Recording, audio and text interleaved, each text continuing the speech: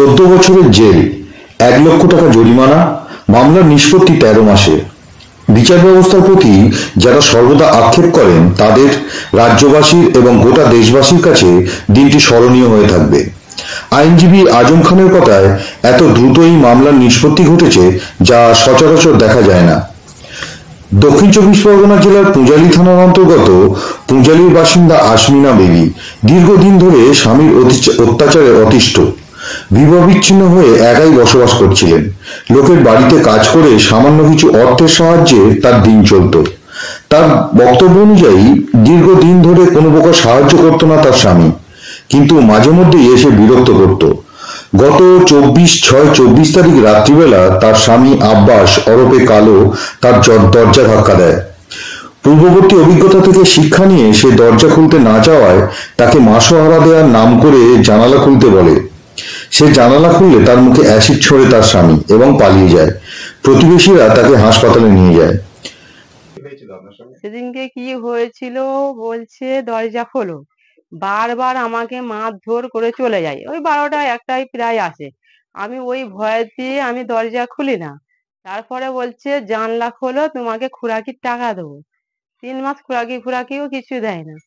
আমি লোকের বাড়ি কাজ কাম করে ওই খেয়েছি, সব ভাত কেউ দিয়েছে, তরকারি, চাল, আলু, ডাল দিয়েছে, কুটো কাটিছি, কারো থালা মাছ ধুয়েছি, ওরকম করে সংসার যা কিছু করে ওরকম করে চলেছে। মানে কত সালে আপনার বিয়ে হয়েছিল? বিয়ে হয়েছিল এই 3 বছরের মতন হবে। কেনই বা উনি আপনার উপরে এইসব জিনিস, নোংরা জিনিস আপনার উপরে ফেললেন? এবার ওনার আরো নেশা পাতি অন্যরকম ছিল, অন্য মেয়েদের দিকে চক্করও ছিল। এবারে কি হয়েছে, যখন ফোন অন্য আসে, আমি ফোন তুলি, ওই মেয়েদের জানতে পেরে ওনার সঙ্গে অন্য রকম সম্পর্ক ছিল। সেই জন্য আমাকে বেশিরভাগ ওইটা নিয়ে বেশিরভাগ অশান্তি ঝামেলা হতো। এর আগে যে ঘটনা হয়েছিল আপনি স্থানীয় লোকাল থানা বা স্থানীয় কাউকে জানিয়েছিলেন? হ্যাঁ, হ্যাঁ, আচ্ছা, থানায় জানিয়েছিলাম। আজকে যে এই সাজা ঘোষণা হলো, হুম। এরপর আপনি কি বলবেন? সাজা ঘোষণা হয়েছে, এইটা আমি খুশি হয়েছি, কিন্তু ওই যে 1 লাখ টাকা বলছে, ওইটা একটু বেশি চার্জ হলে ভালো হতো। কেন আমার খরচা অনেকই হয়েছে। আমার দুটো চোখ নষ্ট হয়ে গেছে, কিন্তু এই বয়স্ক মা, বাবা নেই, সংসারে খুবই কষ্ট যাচ্ছে। কাজ কামও করে তো খেতে পাচ্ছি না। না, না, আমার ছেলেপুলে নেই। আমার যে আগে একটা বিয়ে হয়েছিল, সেটা ডিভোর্সের পরে বিয়ে করেছে, তার একটা ছেলে আছে, ইনার নেই। আপনি কি আমার প্রথম প্রথম পক্ষে সবাই? আমার বিয়ে হয়েছিল একবার, অন্য স্বামীর সঙ্গে ডিভোর্সের পর এর সঙ্গে বিয়ে হয়েছিল। তাহলে আবার তারপরে এত কিছু, এত বড় পর্যায়ে গেল কিভাবে? বুঝতে পেরেছেন? ঠিক আছে, আপনার নাম? আমার নাম আসমিনা বিবি। আপনি কি আরো কোনো কঠিন শাস্তি চাইছিলেন? আমি চেয়েছিলাম ওর লাইফ সাজাও, কেন আমাকে আজ করেছে, আবার একটা মেয়েকে কাল করবে, ওরম বারবার ওর সাহসও বেড়ে যাবে। ওই জন্য বলতেছেন যে ওর কঠিন ভাবেই শাস্তি চেয়েছিলাম। 14 বছর হয়েছে, এ তো শুনে খুশি হয়েছি। আইনের উপর আইনের প্রতি বিশ্বাস প্রথম থেকেই রেখেছেন, রাখার পরে হ্যাঁ, আজকে তার হ্যাঁ, ফলস্বরূপ ওনাকে হ্যাঁ, পানিশমেন্ট, আমাকে বৃহত্তর ধমকি নিয়ে পানিশমেন্ট। দিয়েছিল, কেস তুলে নেবে, না হলে আমি বেরিয়ে তোকে শেষ করে দেবো। ওখানেই এই জজ কোর্টে ওখানেই আমাকে বলেছিল। পূজালী থানা আপনাকে নিশ্চয়ই সহযোগিতা তখনকার সময় হ্যাঁ, করেছিল। হ্যাঁ, আপনি বলবেন প্রশাসনের কোনো তার আধিকারিক আপনাকে আগেও সহযোগিতা করে? করেছে পুলিশ, তার আগেও মারধর দিত, আমি পুলিশকে জানিয়েছিলাম। আসমিনা বিবির আইনজীবী আজম খানের বক্তব্য অনুযায়ী হাসপাতাল থেকে ফিরেই সেই দিন সন্ধ্যায় পূঁজালী থানায় কমপ্লেন জানানো হয়। পুলিশ কমপ্লেন পাওয়ার মাত্র 2 মাসের মধ্যে তদন্ত করে চার্জশিট জমা করে এবং অভিযুক্তকে গ্রেপ্তার করে। আইনজীবী আজম খান সম্পূর্ণ বিনা পরিশ্রমিকে এই মামলা চালান এবং তার আন্তরিক প্রচেষ্টায় মাত্র 13 মাসের মধ্যে আলিপুর ফাস্ট ট্র্যাক 7 কোর্ট অপরাধীর সাজা ঘোষণা করে। আরো 6 মাসে এত দ্রুততার সঙ্গে অ্যাসিড মামলা পশ্চিমবঙ্গে, এত দ্রুততার সঙ্গে রায়, কি বলবেন? এটা বলবো একটা যুগান্তকারী এবং ঐতিহাসিক রায়, কেননা আমি যা রিসার্চ করে দেখেছি, পশ্চিমবঙ্গে এত দ্রুততার সঙ্গে 1 বছরের মধ্যে বিচার কমপ্লিট করে এই যে রায় দিয়েছে, এই রায় আজ পর্যন্ত হয়নি। গত বছর 24/6/2024 ঘটনা। 24/6/2024 তারিখে এই রাত্রেবেলা যখন এই বাড়িতে মেয়েটি একা ছিল, সেই সময় জানলার ধারে এই মেয়েটিকে ডেকে ওনার নিজের হাজবেন্ড আব্বাস ওরফে কালো, উনি তখন অ্যাসিড ছোঁড়ে এবং অ্যাসিড বার্ন ইনজুরি হয়।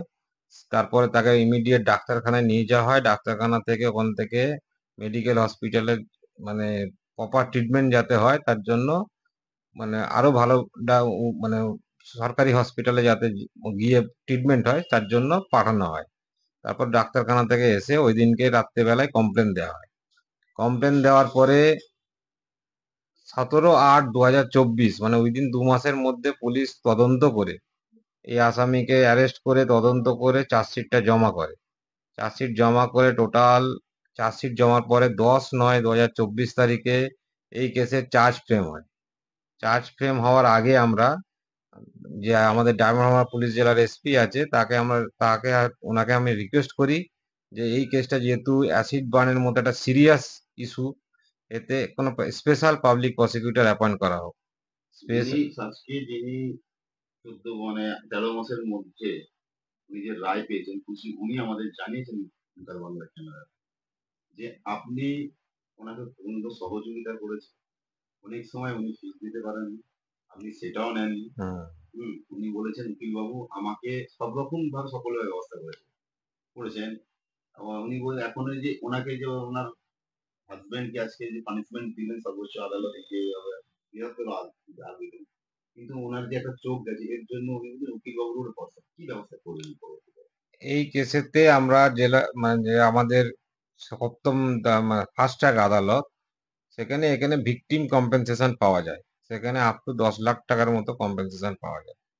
তখন যেহেতু আমরা বলেছিলাম যেহেতু ওর হাজবেন্ড সে নিজে এই ধরনের ঘটনা ঘটিয়েছে এবং ভিকটিমটা পুরো একা থাকে, তাকে যাতে প্রপার কম্পেনসেশন সরকারি আমাদের যেটা জুডিশিয়াল সিস্টেমের মধ্যে আছে যে এখানে ভিকটিমের কম্পেনসেশন পাওয়া যায় অ্যাসিড বার্ন ইনজুরিতে।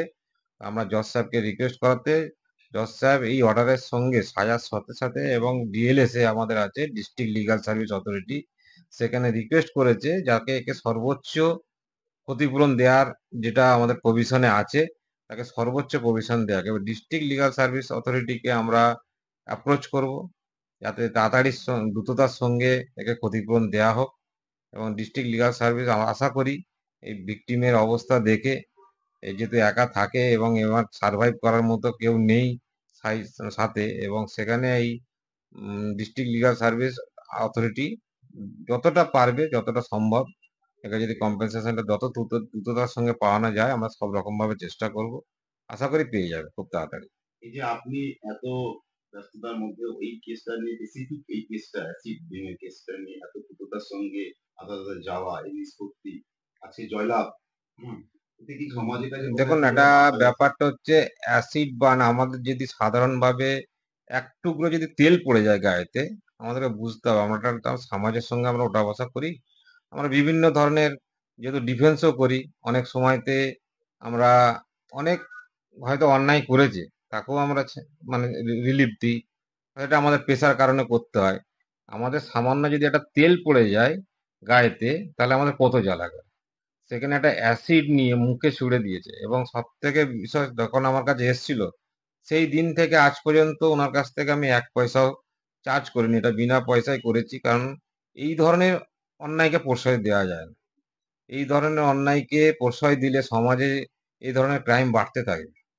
সেই কারণে আমি এই ভিকটিমের পাশে প্রথম থেকে টিল ডেট পর্যন্ত আমি ছিলাম এবং প্রত্যেকটা উইটনেসের ডেটে যাতে প্রপার উইটনেস যায় এবং সাক্ষ্য প্রমাণ যথাযথ দেয় তার জন্য সর্বতভাবে সব রকম আমি চেষ্টা করেছি এবং একটাও উইটনেসের একটা ডেটেও তো কোনো উইটনেস কামাই করেনি, অ্যাবসেন্ট করেনি, প্রত্যেকটা ডেটে গেছে এবং প্রত্যেকটা ডেটে প্রপারলি উইটনেসগুলো যাতে ঠিকঠাকভাবে বলতে পারে তার জন্য আমরা যথাযথ সেইভাবে গাইড করেছি এবং বলেছে।